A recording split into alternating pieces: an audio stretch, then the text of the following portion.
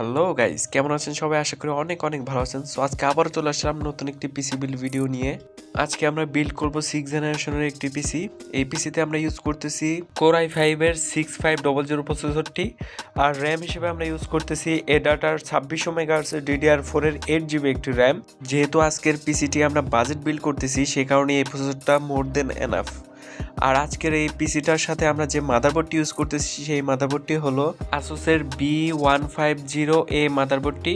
আর এই মাদারবোর্ডটিতে কিন্তু আপনারা 4টা র্যাম স্লট পাচ্ছেন, আর এই মাদারবোর্ডটির সাথে কিন্তু 1 বছরের ওয়ারেন্টিও পাচ্ছেন আপনারা। এই মাদারবোর্ডটি কিন্তু আমরা কোরিয়ান মাদারবোর্ড হিসেবে চিনি। তারপরে এই মাদারবোর্ড কিছু কিছু মানুষের ক্ষেত্রে অনেক ভালো হয়, আবার কিছু কিছু ক্ষেত্রে নষ্টও হয়ে যায়, কিন্তু নষ্ট হলেও তো সমস্যা নেই, আমরা এটা ওয়ারেন্টি পাচ্ছি। আর এসএসডি হিসেবে আমরা ইউজ করতেছি অ্যাপোলো DX এর 128GB SATA একটি এসএসডি। এই এসএসডিটা আমরা ইউজ করতেছি, এটাও এটার জন্য মোর দেন এনাফ যেহেতু বাজেট বিল্ড এটি। আর এই এসএসডির সাথে কিন্তু আপনারা 3 বছরের ওয়ারেন্টি পাচ্ছেন। আর ক্যাচিং হিসেবে আমরা যেটা ইউজ করতেছি সেটা হলো ভেলুটপের M200 ক্যাচিংটি। এই ক্যাচিংটির কিন্তু বাম পাশে টেম্পার্ড গ্লাস আছে, আর সামনে দুটি ফ্যান এবং কি পিছনে একটি RGB ফ্যান আছে। আর এই ক্যাচিংটির সাথে কিন্তু আপনারা ভেলুটপের একটি পাওয়ার সাপ্লাই পাচ্ছেন, যেটি 200 ওয়াটের পাওয়ার সাপ্লাই, এবং কি এটার সাথেও 1 বছর ওয়ারেন্টি আছে। আর প্রথমে আমরা এই ক্যাচিংটির গ্লাস প্লেটটি খুলে নেব। দেখেন ভেতরে পাওয়ার কেবল দেওয়া আছে, মোটামুটি কিউট একটি ক্যাচিং। এই ক্যাচিংটা আমার পার্সোনালি অনেক বেশি পছন্দ। ছোট ক্যাচিং হলেও দেখতে অনেক কিউট আর অনেক সুন্দর হওয়ায় এই ক্যাচিংটি কিন্তু আমাদের বাংলাদেশে অনেকটাই পপুলার। এই পর্যায়ে ক্যাচিংয়ের ভেতরে মাদারবোর্ডটি বসিয়ে নেব। মাদারবোর্ডটি বসাতে হয় কিভাবে সেটা কিন্তু আমার আগের ভিডিওতে আমি দেখিয়ে দিয়েছি, চাইলে আগের ভিডিওগুলো দেখে আসতে পারেন। সো এই পর্যায়ে আমাদের যে 24 পিনের পাওয়ার কানেক্টরটি আছে সেটা লাগিয়ে ফেলবো। 24 পিনের পাওয়ার কানেক্টর লাগানোর পরে কিন্তু আমাদের যে 4 পিনের পাওয়ার কানেক্টরটি আছে সেটি লাগিয়ে ফেলতে হবে। আর এই 4 পিনের পাওয়ার কানেক্টরটি কিন্তু প্রসেসরকে পাওয়ার দেয়, প্রসেসরকে পাওয়ার না দিলে কিন্তু প্রসেসর কখনোই অন হবে না। সো আমরা 4 পিনের পাওয়ার কানেক্টরটি লাগিয়ে ফেলবো।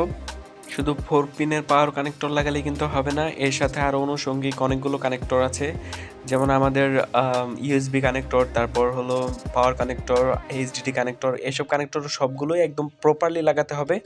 তারপর আমরা চাইলে আমাদের পিসিটা একদম ডাইরেক্টলি অন করতে পারি।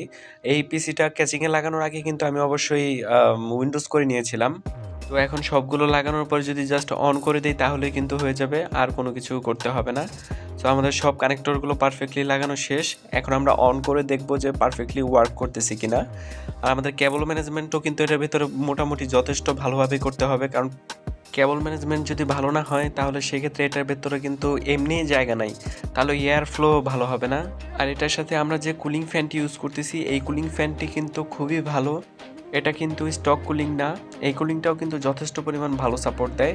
আর এটার মডেল হচ্ছে 690। এই কুলিং সিস্টেমটা কিন্তু আমার অনেক আগের একটা পিসিতেও আছে, যেটা এখনও চলছে। আপনারা দেখতেই পাচ্ছেন কেমন লাগছে এই পিসিটি। এই পিসিটি কিন্তু আমার পার্সোনালি অনেক বেশি পছন্দ, কারণ কিউট এবং কি দেখতেও অনেক সুন্দর লাগে দূর থেকে, ক্লাসের বাইরে থেকেও দেখতে অনেকটা সুন্দর লাগে। আর সামনের লাইটিংগুলো তো জাস্ট ওয়াও। আজকের মতো এই পর্যন্তই। যদি আমার ভিডিও ভালো লাগে তাহলে অবশ্যই লাইক করবেন, শেয়ার করবেন, আর আমার ভিডিওগুলো সবার আগে নোটিফিকেশন পেতে অবশ্যই আমার চ্যানেলটি সাবস্ক্রাইব করবেন। সবাই ভালো থাকবেন, সুস্থ থাকবেন। আল্লাহ হাফেজ, টাটা।